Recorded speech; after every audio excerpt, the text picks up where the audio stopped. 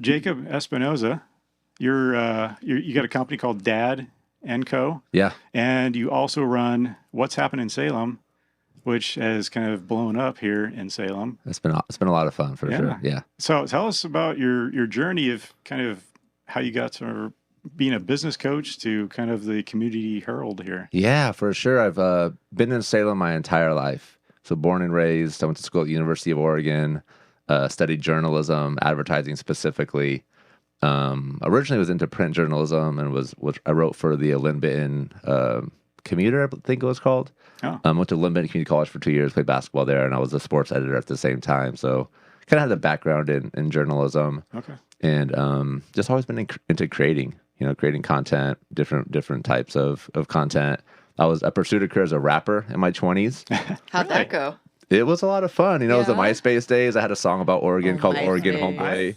Everybody has their own MySpace page with their own custom music on Can it. anybody Yes. get into their MySpace pages now? Is the don't I question. tried. I You can't get into mine. Yeah, I just want to make sure nobody can see those Yeah. pictures. And No one look up anything. they're not there any longer at all. But I think that's how half of us learned how to code HTML, was like updating Yeah. MySpace and like And like the 9 friends that you had on Yeah. there. That was the way you like unfriended people. for back sure. then. I was glad I was not in high school. I was in college at that point, but Austin's I over feel like, like- what is MySpace? yeah, I what know. even is I this know. thing? Friendster, AOL, Yeah. like they missed. Like we invented social media. Yeah. Good times. So I guess making the journey from being, going in as far as like doing reporting and working for a paper to all of a sudden you're doing digital marketing and doing more like business type coaching. Was that like a natural progression for you? I've never been scared to try new things really. So I'll kind of take a few steps back and get a little bit dark into my history. And so when I was young, my mother passed away. So I was in 5th grade. My mom died from brain cancer. Oh, wow. And I think at a young age, I learned like life is pretty temporary. Yeah. And so we probably shouldn't worry too much about what people think about us. And I think I kind of carried that into my adult life where if I had an idea, I was really quick to take action on that idea. Sometimes to a fault, right? Because sometimes it's good to look before you just jump off the edge. But sometimes I would just jump in, see what happened. And even when things didn't work out, like I learned valuable lessons from the experience. So in my rap career, I learned great things on networking, and I was doing graphic design, and I probably made more money like designing covers and posters for other artists than I ever made off my own music. But I was in the community, so I kind of was able to build some skills that way. And I've just always been a fan of creating things and like putting words onto paper and telling stories. So, and I think now with how marketing works, like that skill has been pretty valuable. Yeah. So, I mean, it's creative in a way that where you can kind of interpret what people want to see, what people are you can articulate what they're going to hear. Yeah. And then put like pen to paper. It's been pretty interesting. I think we're in an interesting time on social media where it's so easy to create content and like things look so polished that people are kind of done with that. They kind of want like authentic perspectives. I think the age of the influencer who knows everything is kind of, people are getting a little tired of that as well. Yeah. And people are getting a lot more eager and thinking about interesting questions and building relationships with people who show themselves authentically and are okay admitting, like, I don't have all the answers, but like, here's what I'm learning as I'm developing myself. Well, what's happened Salem thing is it's an interesting take on news. It's news that's happening that second. Yeah. I've noticed like on places like TikTok, you go to TikTok, you can see things that are happening right now that news organizations aren't picking up until days later, even if it's 100%. online. And so people are seeing that and they say, I want to know what's going on right now and get and see it from the street. Well, Yeah. I heard something about that people are going to like TikTok to search things more so than Google now because they're finding like up-to-date real-time sort of stuff. Absolutely. Like And they don't get the ads and everything in their face. it's just a different experience, and they're getting the content in a way that's familiar to them. Yeah. Where if you look at how like, some of the legacy media handles social media is they post their links, which all the social media platforms hate, like Facebook as an example. Like they hide the links. They don't want people leaving Facebook. They want them staying on Facebook. So if you post a link, you're automatically like getting bumped down on the algorithm. And then once you click on the link, you have a paywall. So if you're not subscribing or paying already, you're just probably going to exit it, and then you don't ever get the information. And if you have a local community that's uninformed, there's also of damaging consequences to that, right? Like people are going to be less likely to vote. They're going to be less likely to want to serve on a board of a nonprofit or get involved. And so you have an entire collection of people that are uninformed, that aren't as inspired to want to be part of the community. Yeah. And I really feel like that's where What's Happening Salem can come in and make an impact. We're seeing some of that already, where we're providing information in a way that they're familiar with on social media, and it's 0 clicks. Like the information is right there for you. Yeah.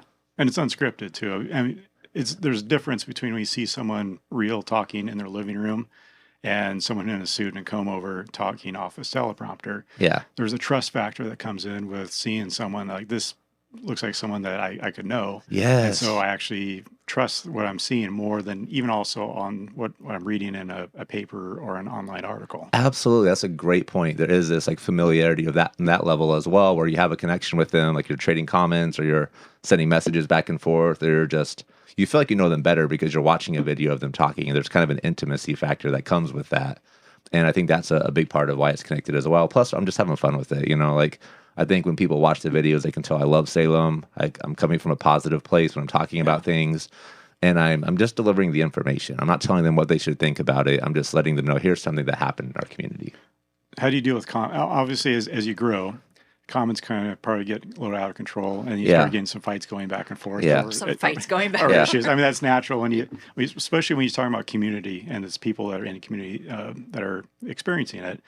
They're going to get some people on there that are going to be maybe throwing their 2 cents in. For sure. Yeah, there are certain topics that I know for sure. If I post about this, it's going to be a fight in the comments. Yeah. And sometimes you can lean into that, right? But I think sometimes you want to be really intentional on how you're engaging with people and not intentionally starting negative things. Because I truly believe that the type of energy you put out in the world, the type of energy you're going to get back. Yeah. So I almost posted something today, and I watched it a couple of times. I was like, this feels really negative about this person.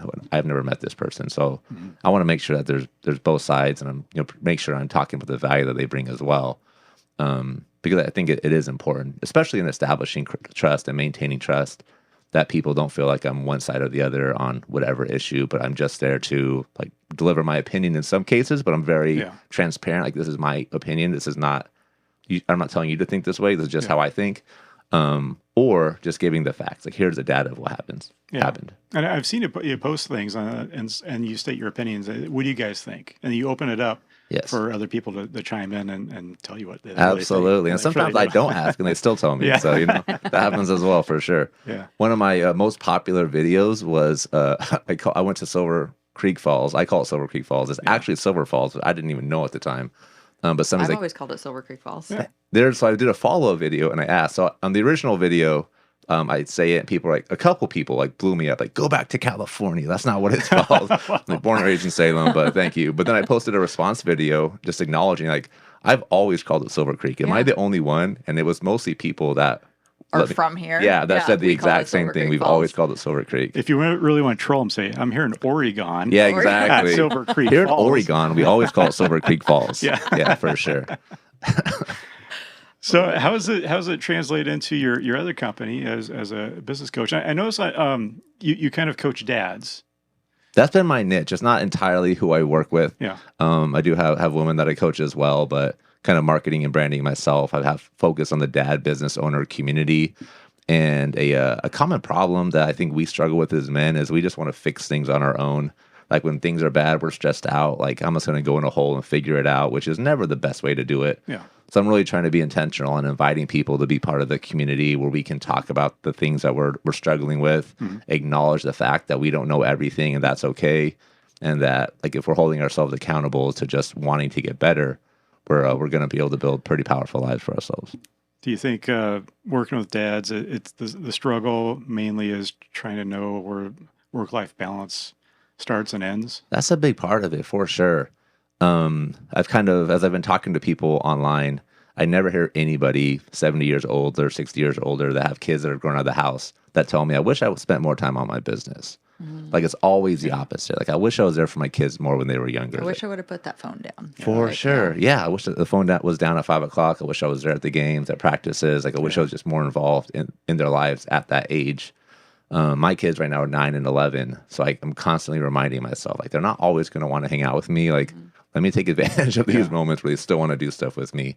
And yeah, just trying to set that foundation that like, I'm here for you. I'm dad. Like you have to listen when it's time to listen, but like, I want to get to know you and motivate you and, really listen to what you want to get out of life as opposed to like projecting my own perspective of what I think your life should look like. My dad's like that now. It's interesting because we talk about he was self-proclaimed workaholic. He worked all the time.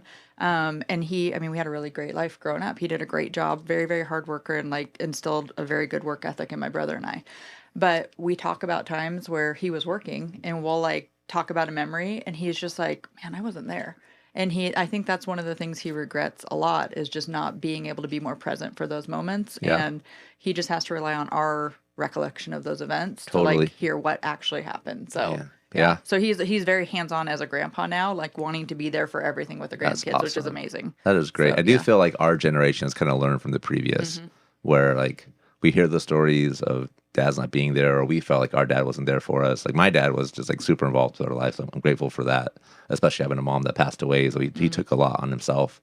But I think that we all like have experiences or we hear things from people where this guy thought he was doing the right thing, just like worked all the time. And then you kind of wake up, your kids are out of the house. And that's what you did. It's too late. Exactly. That's just what it was, right? Yeah, 100%.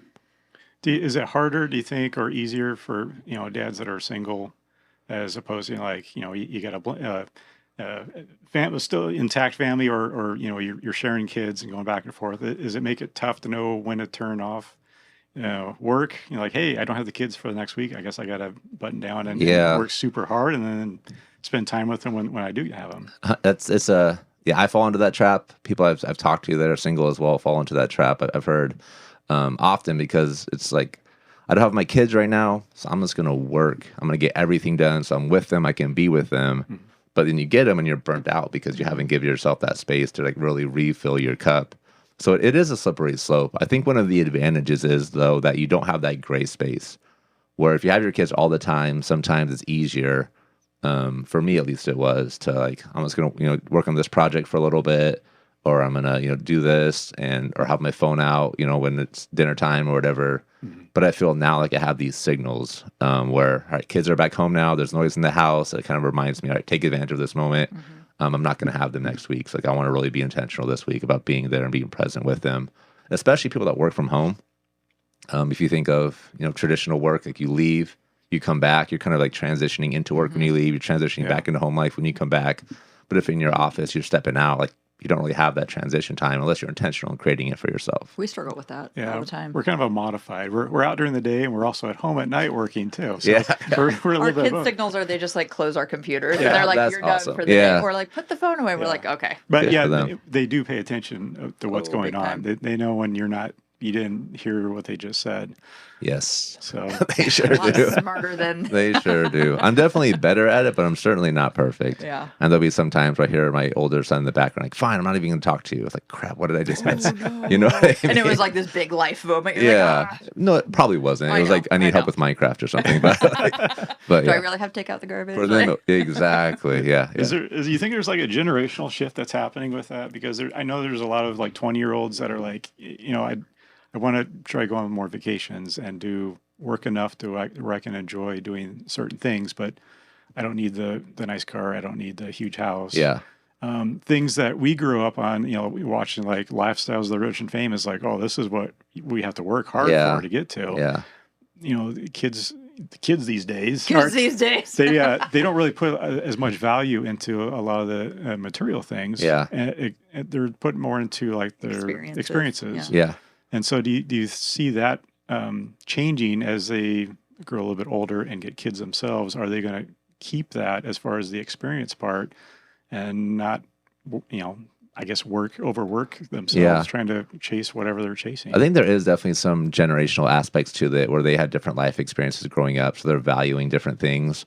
But I also feel like we just forget what we were like when we were 20. Mm-hmm. I know like a common, I think for all of history of man, people have said that 20-year-olds don't want to work. Like they said it about millennials, they said it about Gen Z, and it's always like they want to get promoted so fast. And I think a lot of it, and Kelly Williams Brown, she's actually from Salem. She wrote the book called Adulting. She has a TED Talk where she talks about this, where And she was talking about millennials, but now people are saying the same thing about Gen Z, where like there's this expectation that you're going to get promoted so fast. You don't understand like how hard you have to work for things. And a lot of it, you just don't have context as a person. Like you're brand new to the workforce. Like you just don't understand what it takes to get certain places. You don't know that until you learn it as you go through the process. So I think there are some generational pieces, but I also think that it's just being 20, you just don't know what you don't know yet. I mean, at 20, you think you know everything too. I was just like at the bar, for like pretty much my entire, from 16 to 20, I pretty much was just like drinking and partying. Like, I didn't know anything. Any 21-year-old that's focused and like I'm just so impressed with that. Like they know what they want out of life. They're just like working hard to get it every single day. I think it's just an incredible gift that, I dealt with a lot of regret when I hit 30 and I look back. I was like, man, what if I was like working hard at something these last 14 years instead of spending my money at the bar and like being hungover? Like, what could I have accomplished? And it took me a little bit to shift and look forward and like, okay, what can I accomplish if I start applying myself the now? 5-year plan. Carrie always asks me, so what do you think your 5-year plan is? It's like, I don't know what my 5-day plan Where do you is. see us in 5 years? Where do you see us in 10? Let's start writing it down. He's like, glazes over. It's so up in the air because like you could write it down and it's going to totally change. And and that's why I don't like doing it as much, because it's like I know I'm going to guess wrong. Yeah. And things that we're planning on now are maybe not so much aren't going to come to fruition, but we're going to change those plans. Grow. And whereas I like writing it down so that I can see it. And that's like where, even though we may veer off it, I'm like, there's the destination we're trying to get to. I love it. So I'm trying to drag him with me. Yeah. See it my way. Let's go.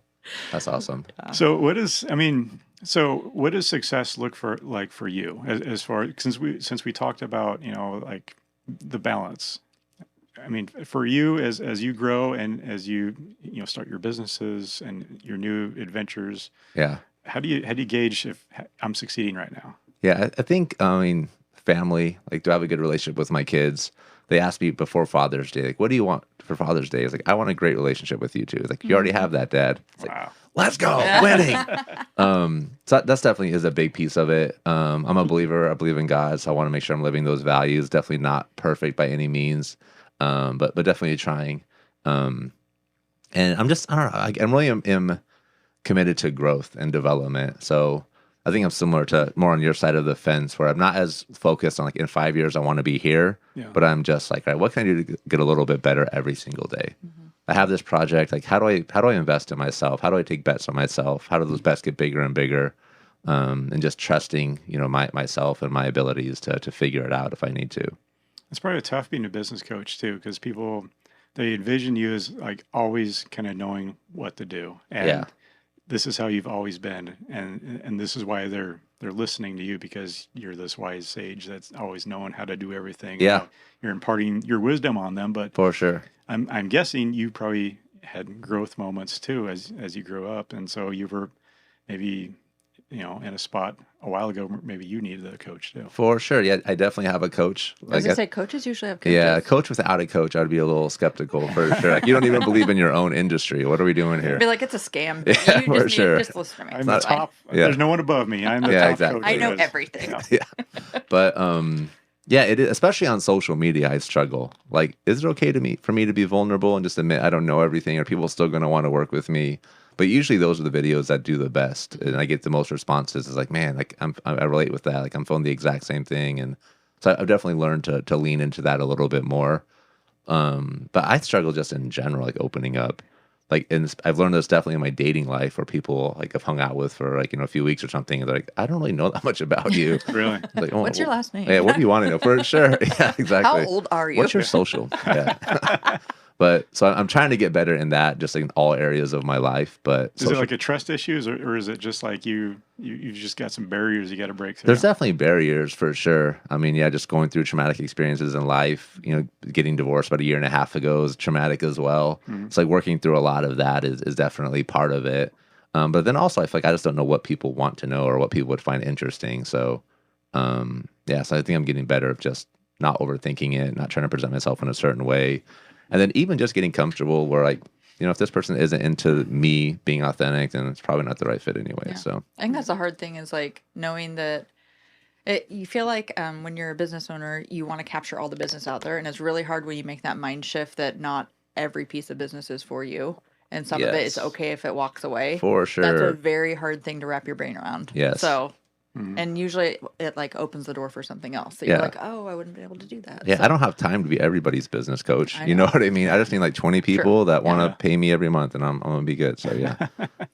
noted. Yeah. So, I mean, is the same question maybe applies to the people that you coach? I mean, is it different for each person as far as like where their success level is? And, Absolutely. I mean, are you coaching people that are way more successful than what you think you are, and they're still relying on you for Yeah, I guidance? definitely have multiple clients where like, I should be charging you more. Like if we look at where you were last year and where you are now, like I should get a percentage of your growth. let me just do a percentage deal with you for sure.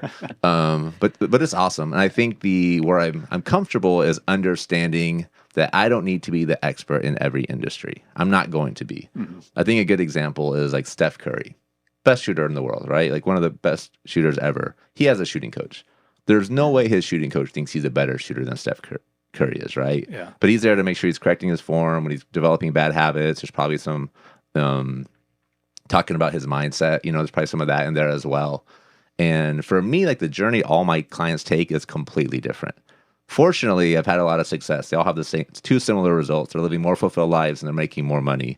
But how we get there and the starting point is just, they're entirely different for everybody. I don't have like a box I'm trying to put people in, like a certain system that we follow. Yeah. It's about that person and helping them get where they want to go. So it's kind of more like a mind shift as far as like, or one of our last guests was, she's a pro bodybuilder, and we were asking her, so does like everybody have a coach? She said pretty much, because you almost get a What was that word she said? Complacent? No, it was competition goggles or something yeah, like that. or Something, it's yeah. almost like she thinks that she needs to do more than what she actually. It's almost like a bulimic type thing. No, that- not that bulimic. They It's just can, that- but that's how it can develop into it. But So it's- she needs an outside source to say, hey, no, you're on track. yeah. Or you need to do this, make this Yes. change, because you can't, you're from your own self, you can't see what you actually look like or what you need to change. Yeah. Every battle's me versus me, right? Like if we can win that battle, we're going to be winning everything else in life. Because it all starts with how we talk to ourselves about ourselves. What's the limiting beliefs we have about ourselves, like learning to let go of some of that. Because we have to let go of this old version that we have of ourselves stored inside of us if we're going to reach the potential. Yeah. If we don't, that person's going to hold us back. We're not going to be able to move from where we are. And that's generally the process that I'm walking people through. So is that just kind of like more having them do self-evaluation, or is it like they're just so set in their ways that they have a hard time making that change? Because Yeah, it's different for everybody. I think sometimes as we have the conversation, people will start realizing, oh, that's what's holding me back. Like I didn't even really realize that. I think through the conversation, we're kind of pulling we're peeling back the layers, or pulling things out of them that they probably wouldn't have done otherwise. And so sometimes people might feel like, I don't need a coach, I'm fine. And maybe they don't, that's fine. I think everybody should find a coach, not saying it's me, but like find somebody they can talk to that'll help them get from where they're at to where they want to get going. Because if you've been just like spinning your wheels, you're not making any progress, like something's getting in your way. If you could have fixed it, you would have fixed it by now. But you haven't. Like let's look for some help. interesting. So, I mean, how often do you like coach people? I mean, is this like a daily thing for someone to call in, or is it like a monthly? It's usually twice a month we'll meet. And then if something comes up, they'll shoot me a text and we'll have a time to chat through it. There's very rarely a day I can't take a 15-minute phone call to help out a client or a friend. And it's been it's been a fun journey, just like seeing the transitions we've been seeing in people's lives, and it just feels good. Like that's what you do for a living. And some days it's like I look at the clock, how is it 5 already? What did I do? And I look at my calendar, it's like, oh yeah, I did a lot. I was busy today. That was a busy day I for did sure. a lot. What's the longest client you've ever had? The longest client. So I went out on my own in November. So I have a couple that have been since then. A couple for a year because I was kind of doing it on the side for a while. But yeah, I've had a good track record of keeping people. So it's been nice. Good. Yeah.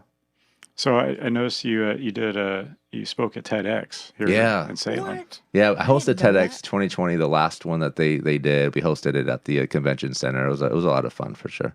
When are they bringing that back? I don't think they're going to. The people that were doing it, they were already I think they already had decided it was going to be their last one. Oh. And I think COVID made it challenging for in-person events, but it's a lot of work. And like the people that are hosting them, it's kind of part of the agreement. You don't make money off of it. Mm-hmm. So it's a labor of love for sure. It's a full-time job for somebody if they want to do that. So So tell us about the Forge downtown. We kind of touched on it earlier. Yeah.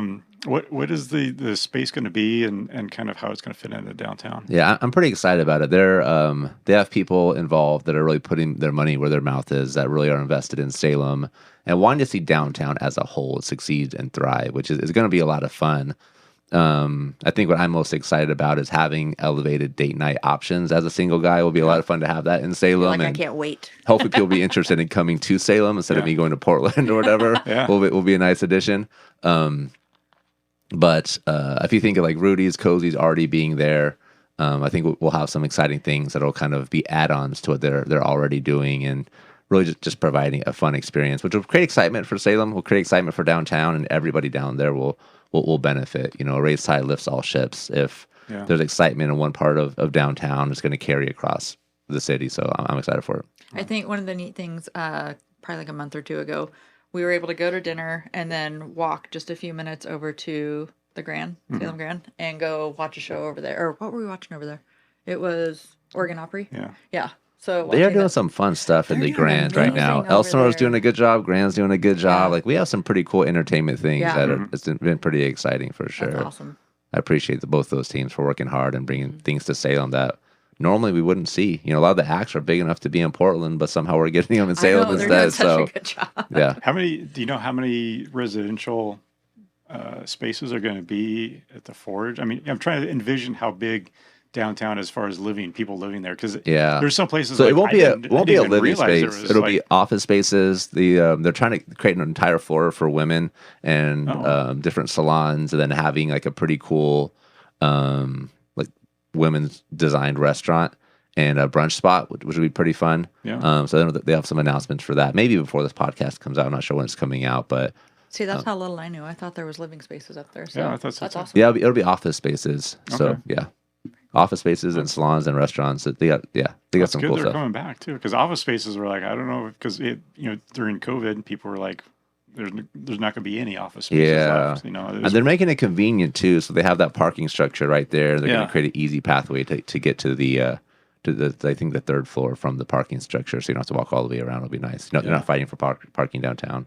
I'm Yeah. excited. That's going to be Yeah. awesome. Yeah. Yeah, it's always good. I think downtown does need more parking. Downtown needs more. It is a little tough sometimes trying to find like on-street parking. My favorite thing about Salem is that if you cannot find a place right in front of where you're trying to go, people like freak out. Like there's no parking anyway. I had to walk a block and a half to get here.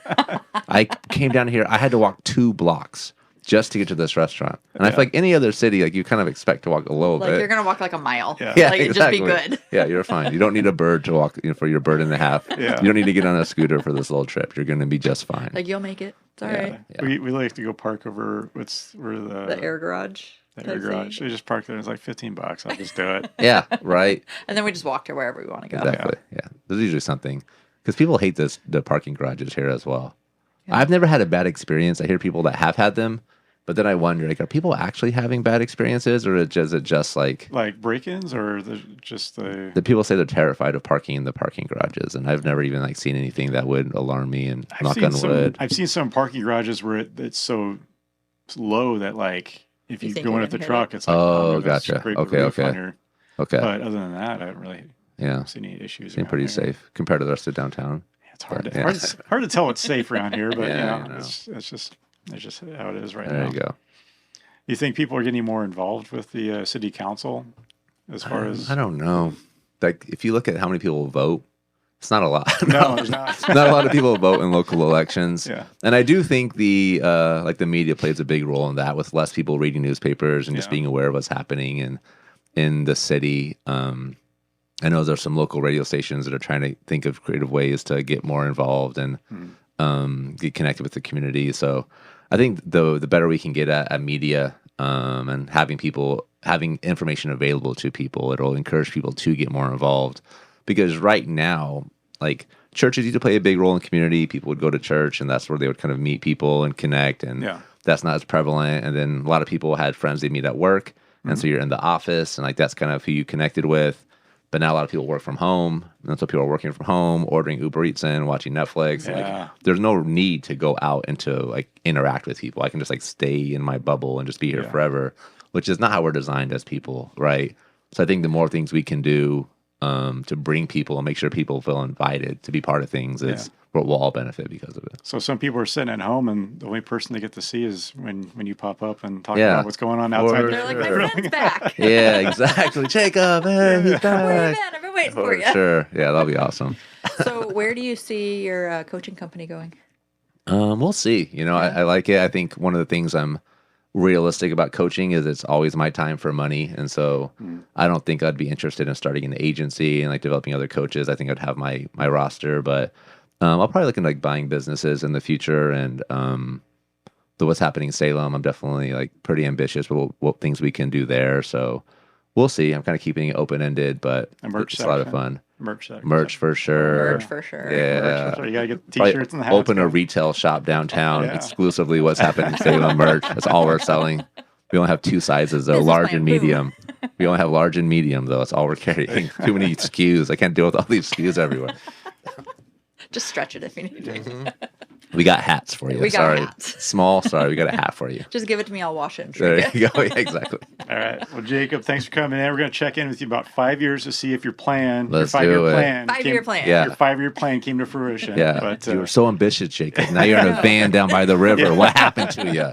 You were going places. We were rooting for you. You let us all down. still have What's Happening Salem. Yeah. It's just a little bit sadder. Exactly. Yeah. It's more like what's happening. I love it. So how do we support you? Yeah. Supporting people that sponsor the newsletter is awesome. Appreciate people that step up and want to be part of that is great. So if you're reading the newsletter and you see somebody clicking those links is fantastic. Okay. Having me on the podcast has been great. You two just highlighting the community, doing what you do, bringing out the best in others is a big deal. And I know it's not easy running an operation like this and exist in addition to everything else that you have with family and work. So it is a big deal. I know sometimes you might look at it like, why are we doing another podcast? But it feels good to be invited to be part of something like this. So we appreciate you. Love that. Yeah. So in your newsletter, if they click on the link on your Instagram page, it takes them to the newsletter and they can subscribe there, and that kind of gives them a little more info about the topics you're talking about. Exactly. Yep. So I'm hiring a writer right now to give the newsletter some more substance, which would be a lot of fun. I really want it to be a very valuable asset and not something you click on because you're supporting me, but you're clicking on it because you're going to get information about what's happening in Salem. Yeah. And you'll probably see ads on Facebook very soon. So if you live in Salem, be expected to see that. We're putting some money behind this and trying to see how quickly we can grow it. That's awesome. All right. Well, thanks Exciting. for coming in. Yeah. Thank you.